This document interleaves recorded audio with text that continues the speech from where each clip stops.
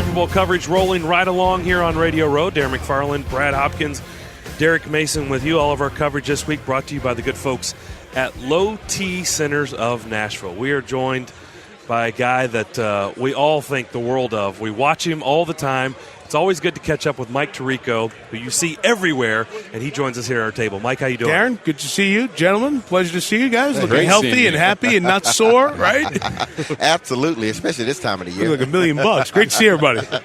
So what is this week like for you? I mean, how your schedule is so crazy. What is this week like? I used to do a lot more TV stuff. I'm doing very limited stuff. I actually get a treat to be around some Hall of Famers later on in the week for a private event and do a roundtable interview with Jim Brown and some other Hall of Famers on Friday. So it's a little more tame than it has been. But this is, I think, my 24th. And to watch it grow the way it has grown is just mind-boggling. This Radio Row thing, I remember it when it didn't exist, when it was just a radio station from New York and ESPN Radio with a table set up in the lobby of the hotel that was the NFL headquarters. And nobody thought that it would grow into stations from all over the country. It gives you an idea what the power of the Super Bowl is. I think it's the most magnetic day in America, not just sports, in America. You think the State of the Union, it's our country. We all love America. We'll all run over somebody if they say a bad word about America.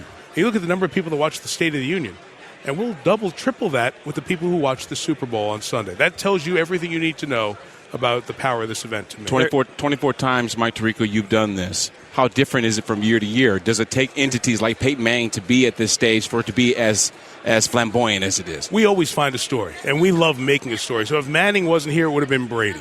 Brady wasn't here, it would be, hey, Rivers finally made a Super Bowl, or Andrew Luck is in the Super Bowl. It's the young guys.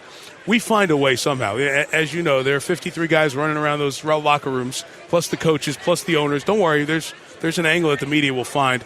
This one is just served up on a silver platter with a combination of Manning, Richard Sherman, Marshawn Lynch, and everything else. So I think it heightens the excitement for it when you have one of these gold standard guys going in trying to get another one. Is that the neat part about your job, as you say? I mean, we've seen you millions of times on television calling games, but then you just said, hey, I'm gonna be at a round table with a bunch of Hall of Famers, just talking with them. Is that the neat part about your job? 1,000% right. I love talking to you when you come into meetings in Baltimore when we're covering you. I'm still a huge fan of the players who do the dirty work, who make it happen. I'm a big fan of we only see you on Sunday or Monday or Thursday, and maybe the league's added 2 more days. I don't know since then, but I don't think people at home appreciate the amount of work that goes into getting you to a game. And that's what I've come to really enjoy. And we could all be critical. Hey, people are critical of me all the time. Why'd you say that? Why are you doing that? Why are you wearing a hat in the cold weather in Chicago? Anything.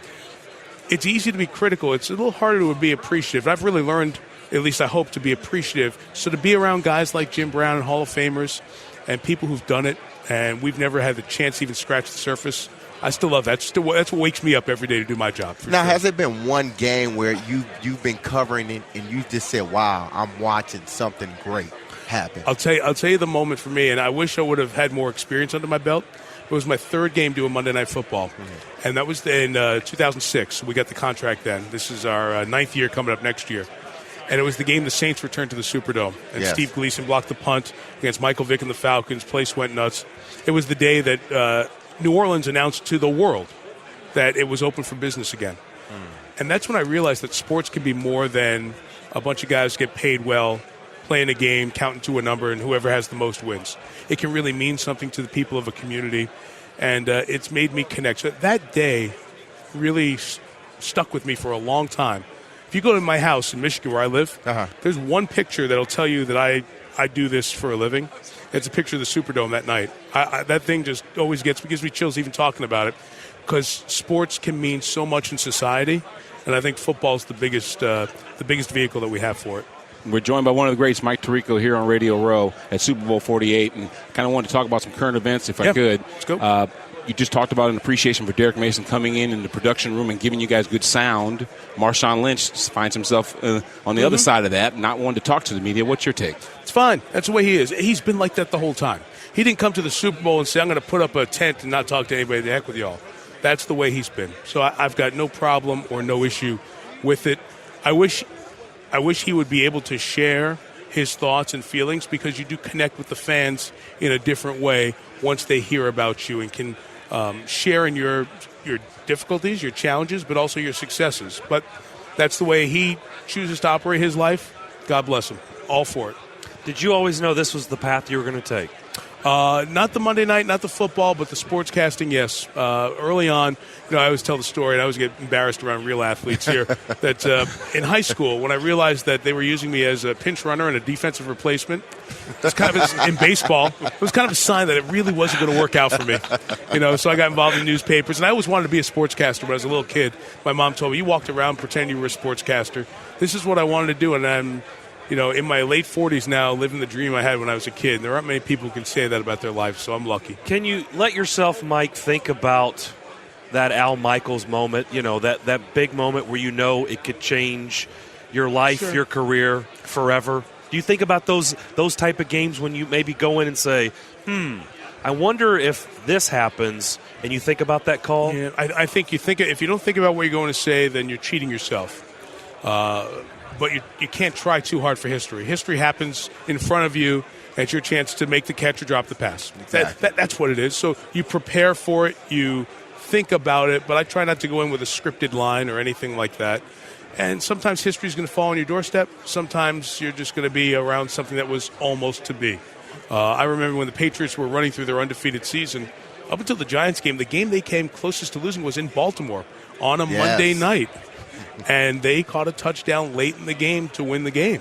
And you were thinking you had that. We had Don Shula there with us, who, of course, was with the Dolphins in their perfect season. And Don Shula is sitting in the booth two people away from me, and he's rooting against the Patriots. He wants to see them. He wants to see their Dolphins remain the last of the unbeatens. So moments are at your doorstep. And look, at the end of the day, it's not about it. We're sportscasters. We talk. Without the people who do it, we're nothing. So we just try to chronicle history. Get excited if it's an exciting moment. Be sad if it's a sad moment. Be real. And I think the more real we can be, the better it is. Now, what would be the storyline in this game? Let's take away the number one versus the Sure. number one defense and offense. What would be the other storyline that people might not be talking much about? So I think this has proven right for me more often than it's been wrong. But I'm a big believer that if we have number one offense against number one defense like we do, they're not going to shut out the Broncos. And the Broncos won't hang 40-something on the Seahawks, right. I don't think. So where does that usually leave you? In the 20s. So can Seattle's offense put 24, 26, 28 up on Denver? If that's the case, they might win the game. Can they do it in a fashion where they get a lot of 3rd and 3s and convert? And we keep going to the shot of Peyton on the sideline, warming up, getting antsy, wanting to get back on the field, and the time possession gets lopsided. I think that's the thing I'm most curious to see in this game. Does that happen? Can Russell Wilson continue to answer the call? Look, he's not Brady, he's not Manning, he might not even be Luck in terms of the way he throws the ball right now, but he handles big moments as well as any second-year quarterback I've seen. It doesn't seem too big for him, and I want to see if he can do it on this stage. I'm kind of fired up for when Seattle has the ball more than the other stuff. I'm always a contrarian, so go figure, right? Last question. I want to put you on the hot seat. College football's changing next year. It's going to be a Final Four. We've got the playoffs, right? I think you're excellent. We think you're excellent. We've talked about you a lot on the show. We think you are up there at the top when it comes to doing what you do, play-by-play.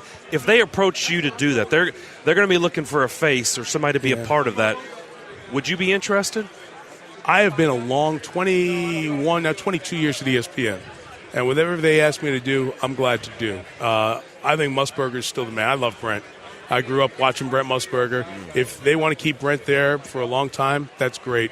If they want to move on and make a change, if they come to me and ask me, I'll tell them, guys, whatever you want to do. I do love Monday Night Football. My mom said it best. She said, I don't have to explain to my girlfriends anymore what you do.